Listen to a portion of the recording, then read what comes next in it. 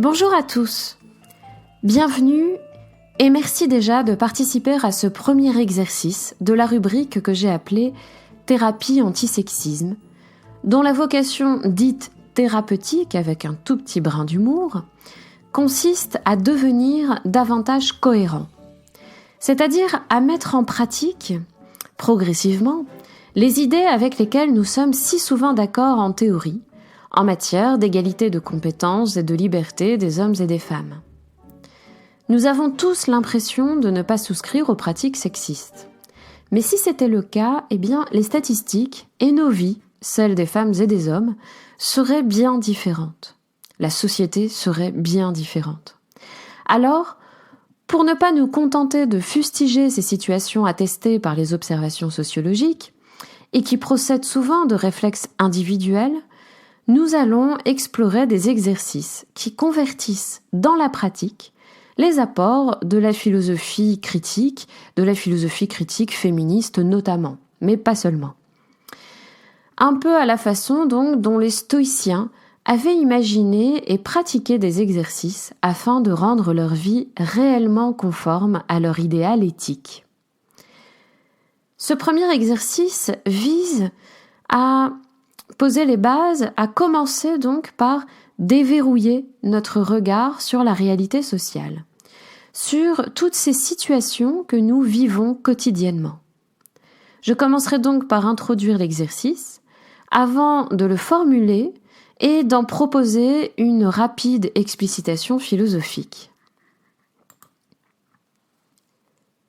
Songez à un cube placé devant vous. Combien de faces voyez-vous ? Et combien de faces possède un cube ?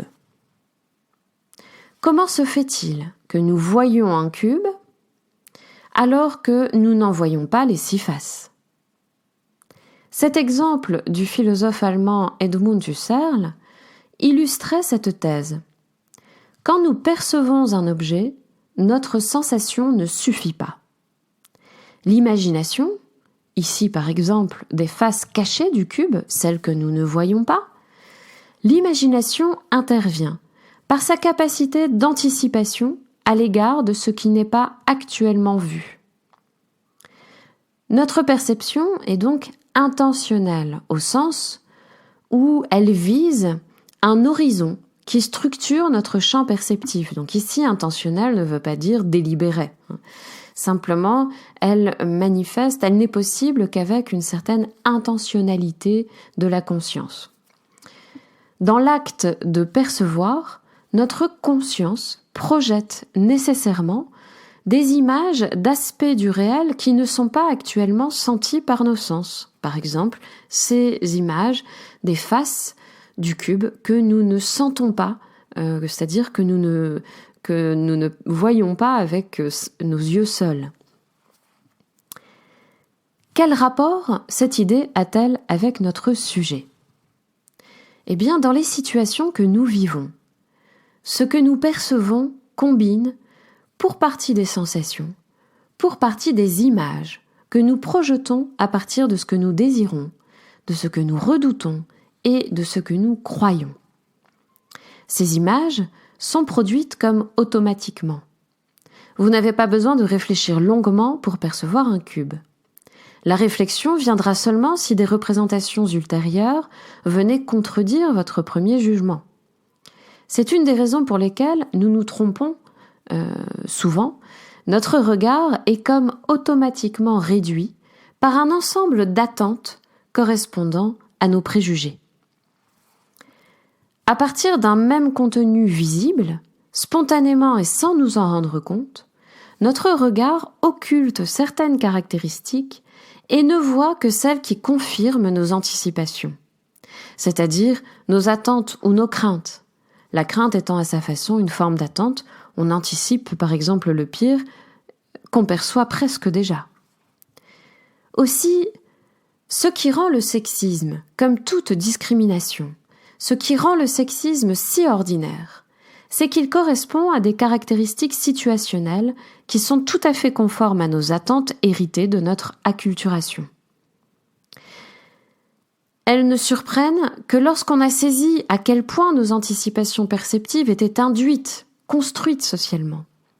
Nous nous attendons à ce que les situations confirment ce à quoi nous avons été habitués. Et c'est la raison pour laquelle nous fermons les yeux sur les brides imposées aux individus. Parce que nous sommes habitués à cela et nous nous attendons à les voir et donc en fait nous ne les voyons plus comme des brides.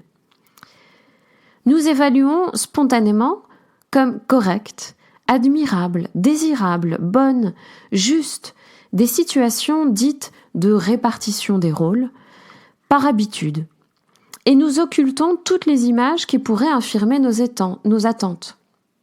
Nous occultons par exemple les images de déception, de privation, de frustration, les témoignages, les paroles qui ne vont pas dans le sens de nos attentes. Notre regard s'est rétréci pour n'être plus que l'expression de nos préjugés accumulés au long de notre passé. Les gens disent souvent que c'est un déclic qui leur a rendu perceptible tout ce qu'ils occultaient auparavant et qu'ils ne sauraient plus manquer de voir une fois que ce déclic a eu lieu. Alors, que nous manque-t-il pour affiner et déverrouiller notre regard ? De l'imagination. Sans l'imagination, les perceptions que nous façonnons répètent seulement nos idées préconçues. Ou plutôt, sans travailler cette imagination, sans la stimuler, eh bien, les images que nous produisons ne font que répéter nos idées préconçues. On a donc besoin d'entraîner, d'affûter, d'approfondir, de faire jouer notre imagination et par là de la préciser, pour ouvrir notre champ de perception et ainsi nous émanciper, femmes et hommes. Je passe donc à la formulation de l'exercice. Entraînez votre imagination à inverser les postures ordinairement adoptées par les hommes et les femmes. À ce premier stade, nous nous contentons simplement d'imaginer ce que les situations actuellement vécues, dans un dîner, une réunion, une activité quelconque, toute situation de la vie quotidienne. Nous nous contentons d'imaginer ce que les situations que nous vivons actuellement donneraient si les postures récurrentes y étaient inversées. C'est donc régulièrement faire mentalement un pas en arrière et observer la situation dans laquelle vous vous trouvez, en imaginant des renversements de genre. Mais ça marche très bien aussi pour toutes les discriminations sociales, raciales, religieuses, etc. Par exemple, au cours d'un dîner, observez la façon dont hommes et femmes parlent, ou bien peinent à parler, ainsi que les sujets de conversation dans lesquels ils s'expriment, ou sont autorisés à le faire sans être coupés ou contredits.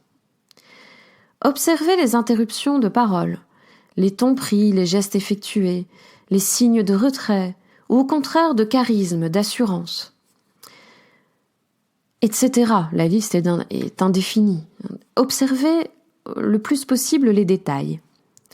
Ensuite, imaginez les situations telles qu'elles seraient, si toutes ces postures étaient inversées d'un genre à l'autre.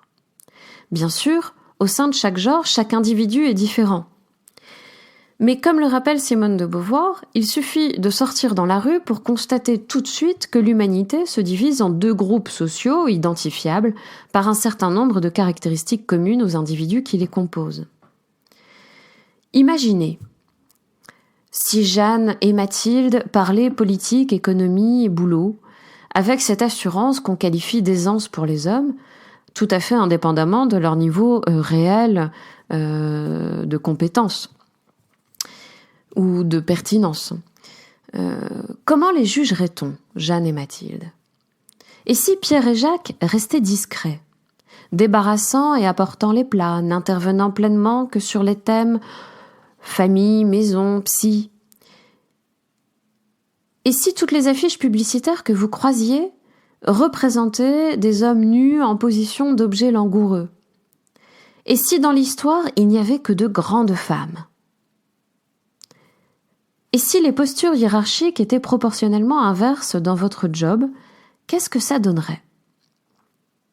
Et si les babysitters étaient toujours des hommes? Et si dans les maternités, on ne voyait que des photos de pères attendris avec leur enfant? Et si... etc. On peut ainsi transformer notre vie quotidienne en un vaste terrain d'amusement. Mais en fait, de critique pratique, d'observation pratique. Sans attente préalable, ni même militante, sans menacer votre vie ni renier vos choix, cet exercice est très ludique et révèle progressivement des tas de détails du réel que nous n'avions pas vus, et qui pourtant font partie du réel observable. À vous d'imaginer en pratique vos propres expériences de pensée et, pourquoi pas, de les partager. On n'a jamais fini de préciser notre regard et d'accroître ainsi notre conscience du réel, un peu comme si nous étions un étranger ou un extraterrestre qui débarquait dans notre société, dans telle situation, dans tel environnement. Il se poserait des tas de questions sur notre fonctionnement. Eh bien, il faut essayer de retrouver cette dimension d'étrangèreté. Alors, un conseil, prenez le temps avant de tirer des leçons de vos observations, des généralités.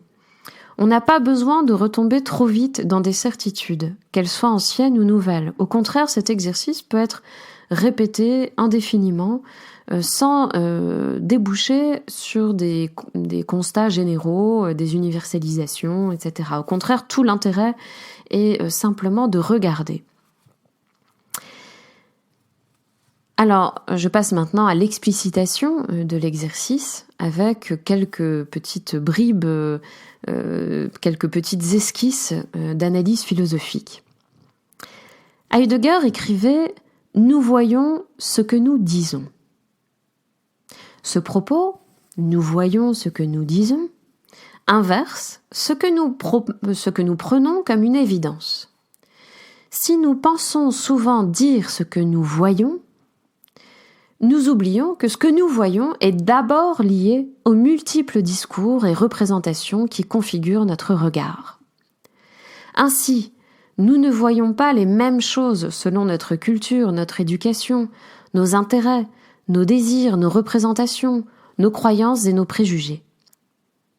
Les discours qui se sont sédimentés dans notre tête tout au long de notre existence passée, ainsi que ceux qui circulent dans notre environnement actuel, structurent notre attention à tel ou tel détail du réel. Aussi, cherchons-nous à voir les situations que nous rencontrons comme des confirmations des représentations auxquelles nous tenons, des discours auxquels nous adhérons, spontanément. Il est plutôt facile pour nous de comprendre ce phénomène psychosocial quand nous nous rapportons à l'histoire.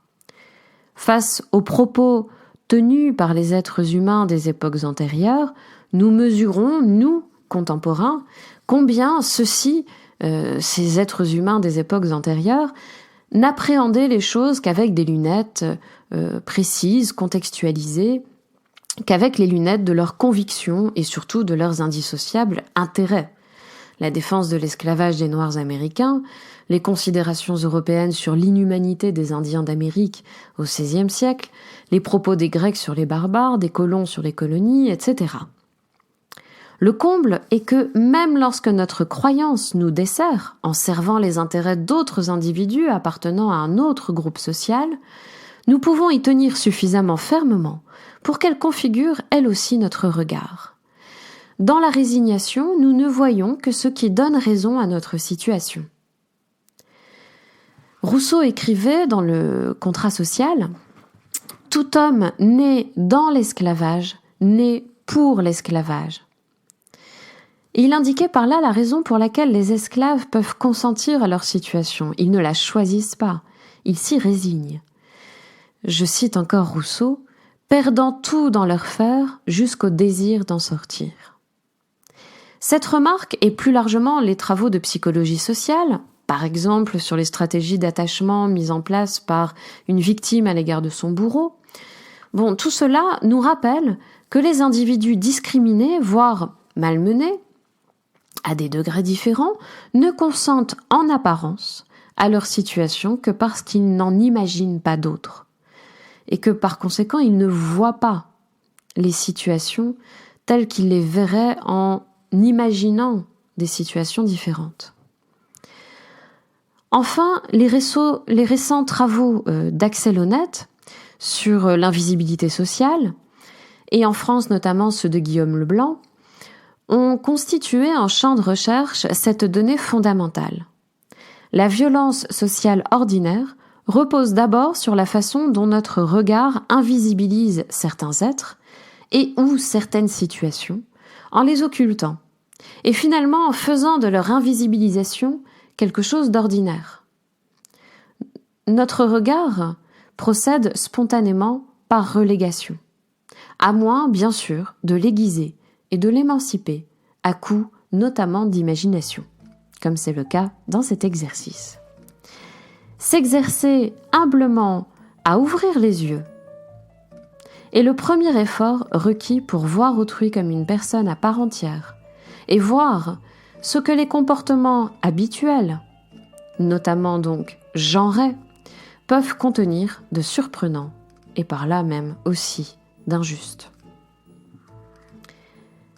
Alors je vous souhaite à tous un bon entraînement du regard et de l'imagination pour renverser les situations d'un genre à l'autre.